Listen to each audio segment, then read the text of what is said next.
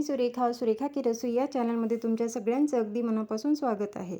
तर आज आपण बनवणार आहोत मठरी। तर त्यासाठी मी एक कटोरं घेतलं व त्याच्यावरती चाळणी घेतलेली आहे। तर ह्या चाळणीने आपण आता हा मैदा गाळून घेणार आहोत। तर त्यासाठी मी 1 वाटी मैदा घेतला, त्याच्यानंतर परत दुसरी वाटी मैदा घेत आहे।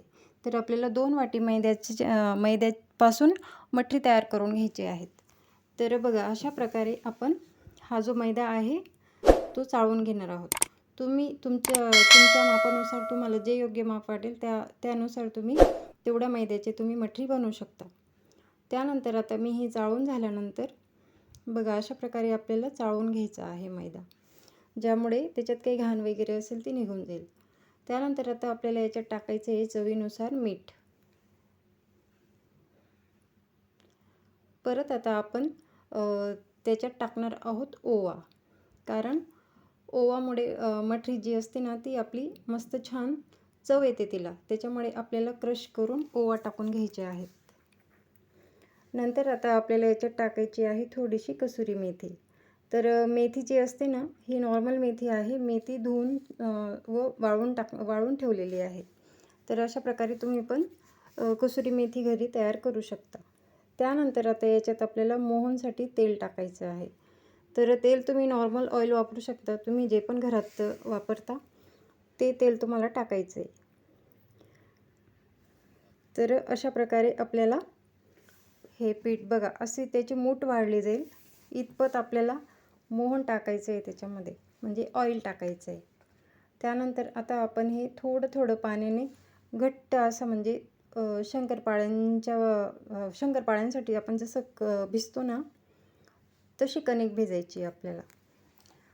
तर अशा प्रकारे आपल्याला हा जो गोळा आहे तो रेडी करून घ्यायचा आहे।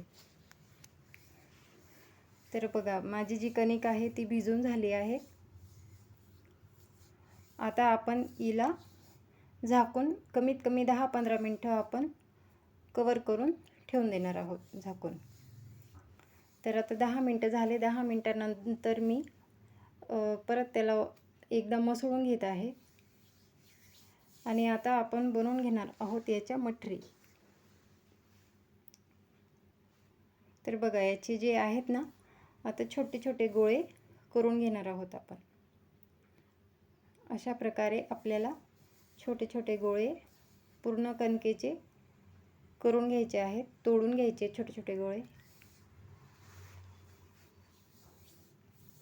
आता आपण आधी एक ताट घेऊ, त्याच्यामध्ये सगळ्या मठरी म्हणजे जेवढ्या होतील तेवढ्या मठरी आपण करून घेऊया। बघा अशा प्रकारे गोल करून थोडंसं दाबून थोड्याशा बारीक करायच्या आहे व अशा प्रकारे आकार द्यायचा आहे मठरीचा। हे बघा अशा प्रकारे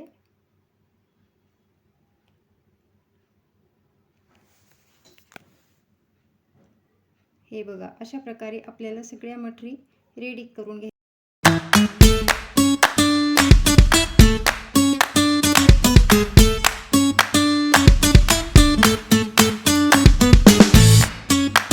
तर बघा आपल्या ह्या ज्या मठरी आहेत ह्या झालेल्या आहेत आता तयार।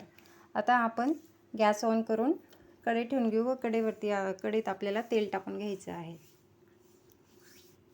तर बघा अशा प्रकारे आता आपण हे तेल तापायला ठेवून दिलेलं आहे। तेल तापतं तोपर्यंत आपण परत मठरी बनवून घेऊ। अशा प्रकारे आपल्याला मठरी बनवायची आहेत। ह्या ज्या मठरी आहेत त्या खूप छान लागतात। तुम्ही 4ला 5ला तुम्हाला एखाद वेळेस असं मुलांना बाळांना असं खाऊशी वाटतं तर तेव्हा तुम्ही ते खाऊ शकतात व कमीत कमी महिनाभर तरी ह्या व्यवस्थित राहतात। किंवा तुम्हाला कुठं बाहेर जायचं आहे फिरायला वगैरे किंवा मुलं बाहेर गावी राहतात तेव्हा पण तुम्ही त्यांनाही करून देऊ शकतात। त्याच्यामुळे ही जी रेसिपी आहे ना ती खूप भारी आहे आणि एकदम छान रेसिपी आहे। तर तेल तापवण्यासाठी आपण आधी चेक करून घेतलं, बघा तुम्हाला तो गोळा दिसत असेल बारीक पिठाचा। तर आता आपलं तेल जे आहे ना, आपण हे जे तेल आहे जास्त गरम पण नाही करायचे व जास्त एकदम गार पण नाही ठेवायचे, मीडियम लो टेम्परेचरवर आपल्याला हे जे तेल आहे ते गरम करायचं आहे। आणि आपला जो गॅस आहे तो मीडियम ठेवायचा आहे, म्हणजे हायपेक्षा नाही नॉर्मलपेक्षा म्हणजे एकदम कमीपेक्षा थोडंसं वाढू इतका आपल्याला ठेवायचा आहे गॅस. तर अशा प्रकारे आपल्याला हे तळून घ्यायचे आहेत.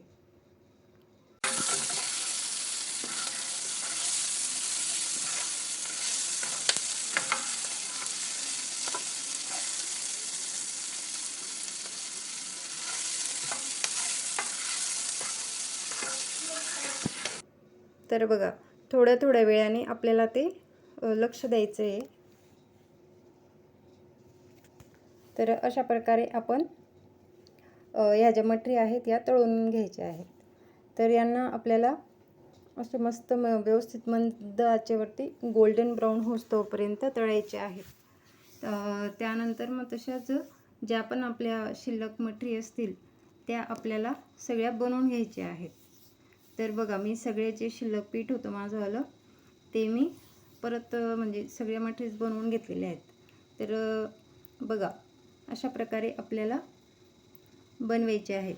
हे बघा, अशी चपटी करायची आहे व बनवायचे आहेत. जर तुम्हाला माझे व्हिडिओज आवडत असतील तर प्लीज व्हिडिओला लाईक करा, चॅनलला सबस्क्राईब करा व तुम्हाला काही नवीन अजून जाणून घ्यायचं असेल तर मला कमेंट करा.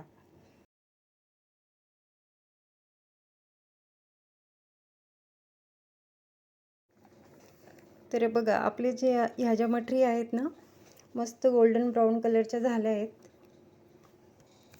तर आता आपण यांना घेणार आहोत काढून.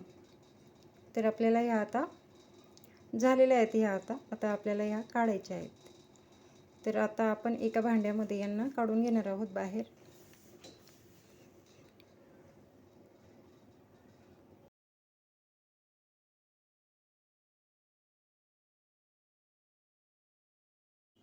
आता ज्या परत शिल्लक आहेत त्या पण आता आपण तळून घेणार आहोत.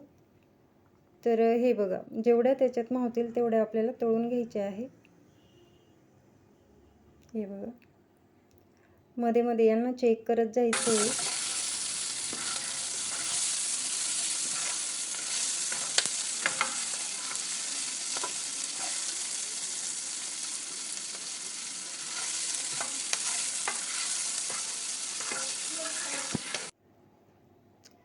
मस्त गोल्डन ब्राऊन होईस्तोपर्यंत छान तळून घ्यायचे आहेत आपल्याला ह्या मठरीज.